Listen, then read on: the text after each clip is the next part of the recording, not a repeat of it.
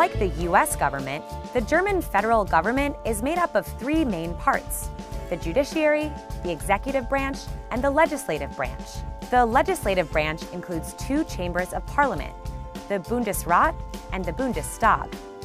But Germans only vote directly for members of the Bundestag in federal elections, so that's what we'll focus on today. The Bundestag is the legislative branch of the German government, based here in Berlin. Think of it like the US House of Representatives or the UK House of Commons.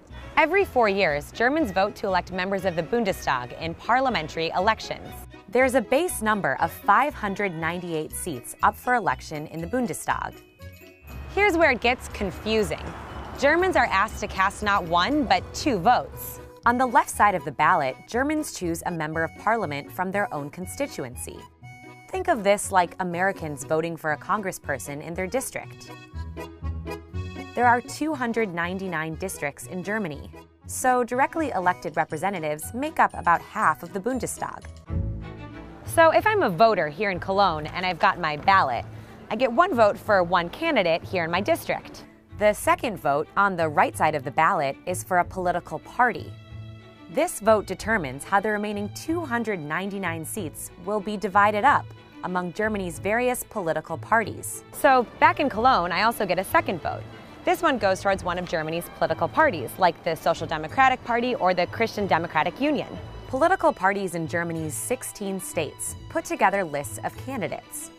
The results from the second vote determine how many of these candidates will get off the list and get a seat in parliament.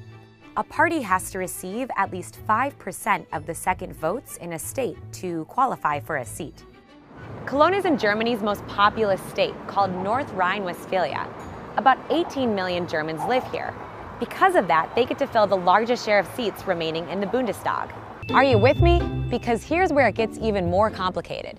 The number of seats in the Bundestag often actually exceeds 598. Sometimes Germans split their ballots, meaning they vote for a candidate from one party in their first vote and for a different political party in their second vote.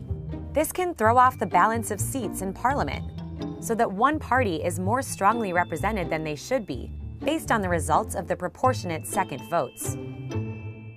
To make up for this, Germans created something called overhang and balance seats.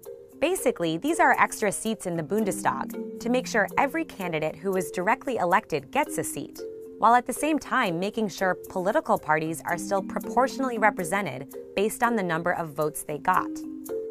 So right after the 2013 elections, there were actually 631 seats in the Bundestag, including 33 overhang and balance seats.